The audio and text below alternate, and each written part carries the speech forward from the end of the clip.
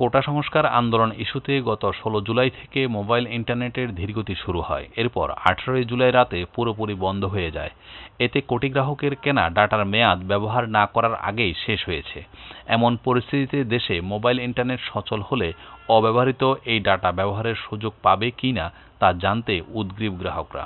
জানা গেছে, বর্তমানে দেশে মোবাইল ইন্টারনেটের গ্রাহক ১৩ কোটি। তাদের অধিকাংশেরই কম বেশি ডাটা প্যাকেজ কেনা ছিল, ফলে সবাই ক্ষতির মুখে পড়েছেন। তবে এই নিয়ে মোবাইল অপারেটর কোম্পানিগুলো এবং নিয়ন্ত্রক সংস্থা বিটিআরসি মুখে কুলুপ এঁটে বসে আছে। বাংলাদেশ মুঠোফোন গ্রাহক অ্যাসোসিয়েশন সভাপতি মহিউদ্দিন আহমেদ বলেন, যে কারণেই হোক গত এক সপ্তাহের বেশি মোবাইল ইন্টারনেট বন্ধ। এমন পরিস্থিতিতে অব্যবহৃত ডাটা ইন্টারনেট চালুর সঙ্গে সঙ্গে ব্যবহার করতে দিতে হবে। পরবর্তী ডাটা প্যাকেজ কিনলে যুক্ত হবে অথবা ১-২ দিন সময় বেঁধে দেওয়ার সিদ্ধান্ত নিলে গ্রাহকরা ক্ষতির মুখে পড়বে।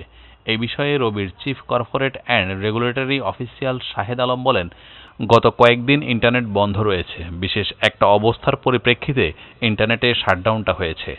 তার মধ্যেও সার্ভিস দেওয়ার জন্য আমরা যতটুকু সাধ্য সব করেছি। এখন আমরা যেটা ভাবছি তা হলো গ্রাহকের যে ক্ষতিটা হয়েছে তা কতটা কিভাবে পূরণ করা যায় সেটা নিয়ে আমরা কাজ করছি। তিনি আরও বলেন, বিষয়টি নিয়ে আমাদের গার্ডিয়ান অভিভাবক টেলিকম রেগুলেটর বিটিআরসির সঙ্গে কথা চলছে। এখনও আনুষ্ঠানিক কোনো সিদ্ধান্ত হয়নি। সেখান থেকে কোনো নির্দেশনা এলে তখন আমরা হয়তো স্পষ্ট করে গ্রাহককে এই নিয়ে জানাতে পারব। ততদিন পর্যন্ত অপেক্ষা করতে হবে।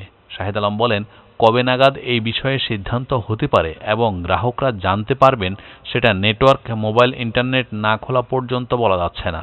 আগে ইন্টারনেট চালু হোক, তারপর জানানো হবে। গ্রামীণফোনের head of external communications Ankit Sureka বলেন, অব্যবহৃত ডাটা নিয়ে এখনও কোনো সিদ্ধান্ত হয়নি।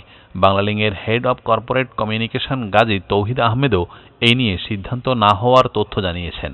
বিটিআরসির চেয়ারম্যান প্রকৌশলী মোহাম্মদ মহিউদ্দিন আহমেদ বলেছেন, অব্যবহৃত ডাটা নিয়ে যেই কোনো সিদ্ধান্ত নেওয়ার ক্ষেত্রে গ্রাহকদের স্বার্থের বিষয়টি সবার আগে গুরুত্ব পাবে। এই নিয়ে আলোচনা চলছে। অপারেটরগুলোকে একসঙ্গে ডেকে বৈঠকও করা হবে। তিনি বলেন, বিটিআরসি সবসময় গ্রাহকের স্বার্থে কাজ করে থাকে। এই ক্ষেত্রেও অব্যবহৃত ডাটা আমরা গ্রাহকদের স্বার্থ বিবেচনায় নিয়ে সিদ্ধান্ত নেব। মোবাইল অপারেটরগুলোর সঙ্গে আলোচনা করে এই নিয়ে খুব শীঘ্রই নির্দেশনা দেওয়া হবে।